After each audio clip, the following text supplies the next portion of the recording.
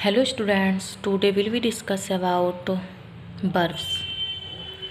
Okay आज हमारा topic है verbs. हम verbs के बारे में बात करेंगे. उससे पहले हम पढ़ेंगे कि verb होती क्या हैं. A verb is a word or phrase indicating what somebody or something does, what state somebody or something is in, and what is becoming of somebody or something. देखिए जो वर्ब है इसमें हम ये देखते हैं कि कोई व्यक्ति या वस्तु क्या कर रही है या वो किस सिचुएशन में है या फिर वो वस्तु का क्या हो रहा है. मीन्स वर्ब एक ऐसा वर्ड है जो किसी व्यक्ति या वस्तु के बारे में बताता है. जैसे फॉर एग्जाम्पल यानी birds fly in the sky, यानी क्या है, पक्षी आकाश में उड़ते हैं.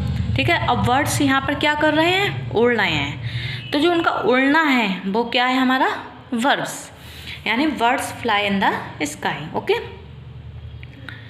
फिर है काइंड्स ऑफ वर्ब्स. अब इसके हम वर्ब्स के काइंड्स पढ़ लेते हैं. There are 3 kinds of verbs. First है इंट्रांसिटिव यानी सक्रमक क्रियाएं. देखिए verbs followed by objects are called transitive verbs. जिन वर्ब सेंटेंस में ऑब्जेक्टिव होता है उसको हम ट्रांसिटिव वर्ब कहते हैं. जैसे ही रीड्स अ बुक. अब इसमें क्या है, वह पुस्तक पढ़ता है, तो बुक क्या है, यहाँ पर एक ऑब्जेक्ट है. ओके. ही क्या है, सब्जेक्ट. रीड्स क्या है, वर्ब. और बुक क्या है, हमारा ऑब्जेक्ट. तो यहाँ पर सेंटेंस में क्या है, ऑब्जेक्ट, तो इसको हम ट्रांसिटिव वर्ब बोलेंगे. नेक्स्ट है transitive verbs. Verbs which do not require any objects are called intransitive verbs. जिन सेंटेंस में, जिन वर्ब में क्या होता है, ऑब्जेक्ट्स नहीं होता है, उसको हम इंट्रांसिटिव वर्ब्स बोलते हैं. जैसे James is a teacher. James क्या है, एक टीचर है, लेकिन यहाँ पर कोई भी ऑब्जेक्ट नहीं है. Okay. James is a teacher यहाँ पर क्या है, कॉम्प्लीमेंट है. ही रेन वेरी फास्ट, यहाँ पर मैनर है. I stroll around the city centre, direction है. तो यहाँ पर क्या है, इंट्रांसिटिव वर्ब में डायरेक्शन और इसका मैनर्स, टाइम आदि का पता लगता है. ओके. नेक्स्ट है ऑक्सिलरी वर्ब्स यानी सहायक क्रियाएं. Auxiliaries are those verbs which are used before a main verb to show whether it is continuous और passive. They are also used in negative clauses and are one of the ways of forming questions. Okay. जो सहायक क्रियाएं होती हैं ये मुख्य रूप से जो मेन वर्ब होती है उसके पूर्व ये बताने के लिए प्रयोग की जाती है कि क्रिया कंटिन्यू हो रही है या पैसिव है. इसका प्रयोग नकारात्मक तथा क्वेश्चंस सेंटेंस बनाने में भी होता है. ओके. जैसे एग्जाम्पल के तौर पर सी वॉज ईटिंग एन एप्पल. यहाँ पर क्या हो रहा है, कंटिन्यू हो रही है क्रिया. Okay. He has never been to London. यहाँ पर हमारा प्रेजेंट परफेक्ट टेंस है. आई डोंट लाइक हिम, ये नेगेटिव क्लॉज है. डू यू लाइक रोम, ये क्वेश्चन वाला है. ओके. फिर है हमारा errors of verbs. Error of verbs में इसके 8 टाइप्स हैं. फर्स्ट है error of auxiliary verbs. Okay. इसमें भी हमारे 2 काइंड्स आते हैं, प्राइमरी ऑक्सिलरी वर्ब और मॉडल ऑक्सिलरी वर्ब. ओके. देखिए जो प्राइमरी होते हैं उसमें वी, डू और हैव 3 होते हैं. वी में ये सारी हमारी हेल्पिंग वर्ब्स आ जाएंगे, is, are, am, was, were, be, been, being. और डू में क्या आ जाएगा, डज और डू. हैव में क्या आ जाएगा, हैज, हैव, हैड. ओके. इसको हम बाकी का अच्छे से एक्सप्लेन अगले चैप्टर में करेंगे. मैं आपको इनके बारे में थोड़ा थोड़ा बता देती हूँ. ओके. नेक्स्ट हमारा एरर्स ऑफ फाइनाइट वर्ब्स.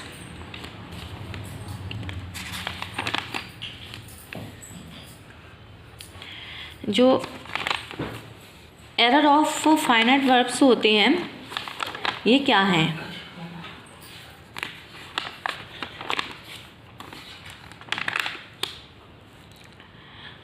देखिए इसमें इन्वर्जर ऑफ ऑक्सिलरी वर्ब्स हैं, क्वेश्चंस टैग्स हैं, ऑक्सिलरी वर्ब्स और एरर ऑफ फाइनाइट वर्ब्स क्या होती हैं? Ordinary the verb comes after it's subject but under the following conditions the subject is placed after it's finite और auxiliary verb. देखिए इसमें क्या होता है, वर्ब अपने सब्जेक्ट के बाद प्रयोग की जाती है तथा कुछ दशामद सब्जेक्ट अपने फाइनाइट अथवा ऑक्सिलरी वर्ब के बाद प्रयोग किया जाता है। जैसे इंट्रोगेटिव सेंटेंस बनाते समय can you tell me his address. Okay, इसमें क्या है, फाइनाइट वर्ब्स का यूज किया गया है।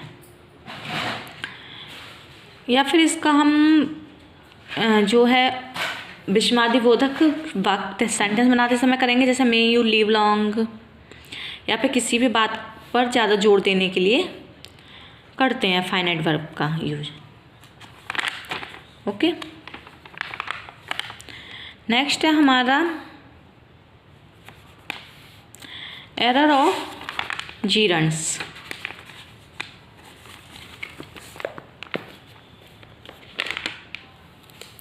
ओके, अब हम पढ़ेंगे कि एरर ऑफ जीरंड्स क्या होते हैं।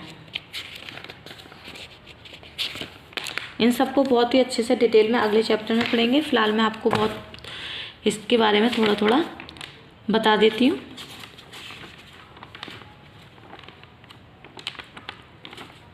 और है हमारा error of participles, error of tenses, ये सारे आपके जो है एग्जाम में आते हैं। Error of sequence of tenses, error of conditionals.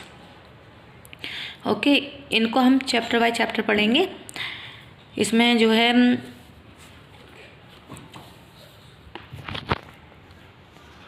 Error of gerunds, error of participles में हम किस वर्ब का यूज करते हैं और कहाँ कब कैसे करते हैं। एरर ऑफ टेंसेज में वही जहाँ हेल्पिंग वर्ब हमें कहाँ लगानी है, ये सारी चीज़ें। और error of sequence of tenses, error of conditional sentence, इनके बारे में पढ़ेंगे। फिर हम पढ़ेंगे नॉन फाइनाइट वर्ब्स। इसमें देखिए हमारे जो है पार्टिसिपल्स क्या होते हैं। पार्टिसिपल भी 3 प्रकार के होते हैं, present, past, perfect. Okay, present में हम वर्ब के साथ आईएनजी यूज करते हैं। पास्ट में verb plus ED in regular verbs, the third form of irregular verbs को पास्ट पार्टिसिपल्स कहते हैं। ओके, फिर होता है हमारा परफेक्ट पार्टिसिपल। इसमें क्या होता है, अगर हैविंग के साथ कोई क्रिया थर्ड फॉर्म में प्रयोग की गई है तो उसे परफेक्ट पार्टिसिपल कहते हैं। Okay, the infinitive plus ing form of an English verb have the value of an adjective with a participle. In other words, are participles of verbal adjective qualifying nouns but retaining the properties of a verb. देखिए अगर किसी क्रिया में हम verb में क्या करते हैं, ing लगा देते हैं, और अगर वो एडजेक्टिव का काम करता है तो उसे हम पार्टिसिपल कहेंगे। ठीक है, पार्टिसिपल क्या होता है, किसी क्रिया से बना हुआ एडजेक्टिव होता है जो नाउन की विशेषता बताता है और साथ के साथ ये वर्ब के गुण भी बताता है।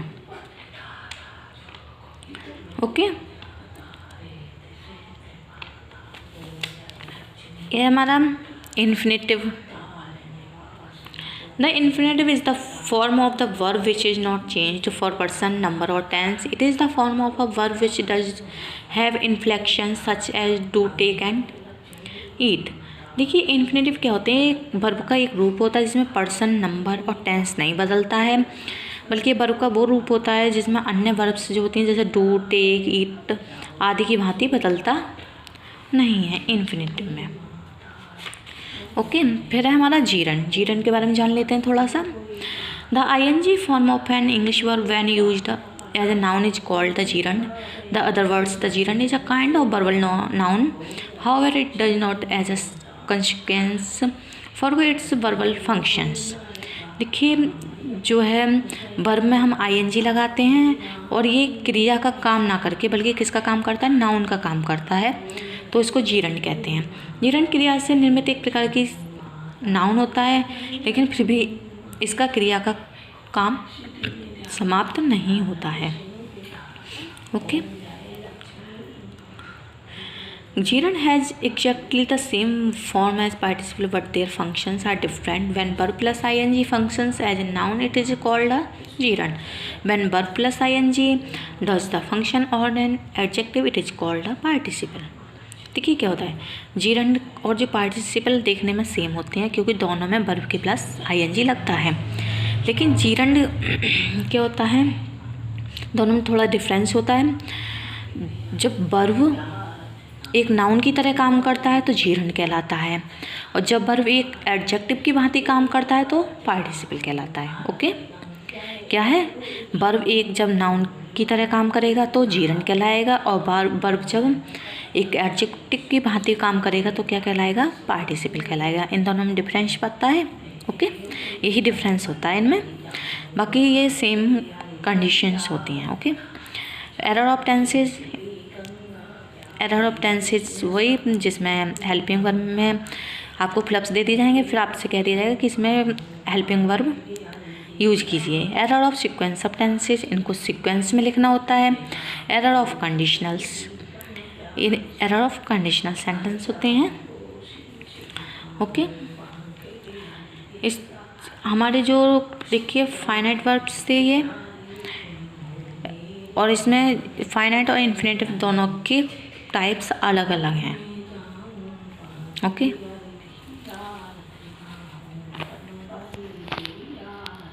एक बार ध्यान से